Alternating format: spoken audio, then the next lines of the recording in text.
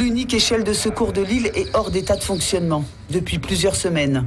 50% des véhicules de l'ensemble des casernes sont en panne.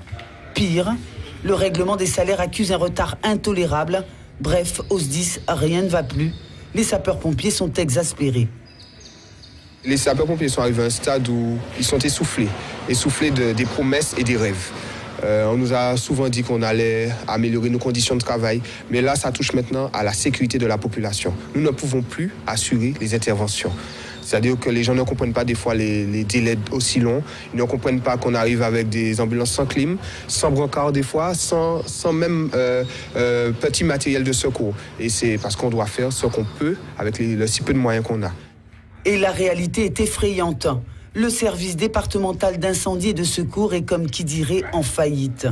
La nouvelle mandature, officiellement en fonction depuis le 19 janvier 2016, est dépassée par les événements. Le budget annuel du SDIS s'élève à 25 millions d'euros, dont 10 400 000 émanant des contributions des communes. Mais seulement voilà, près de 8 millions manquent dans les caisses.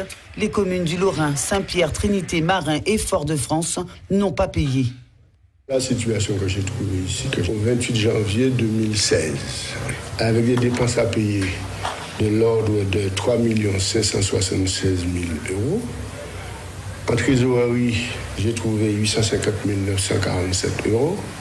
Et en recette restant à recouvrer, c'est-à-dire que c'est la part que les maires doivent verser, c'est leur contribution obligatoire au SDIS, pour un montant de 7 855 000 euros. Qui n'ont pas payé. Qui n'ont pas payé.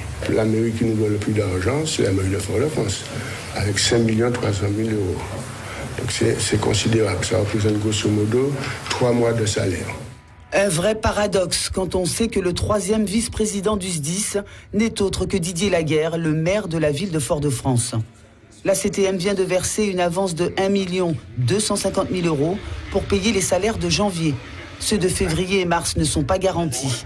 Les sapeurs-pompiers ont déposé un préavis de grève pour le jeudi 11 février.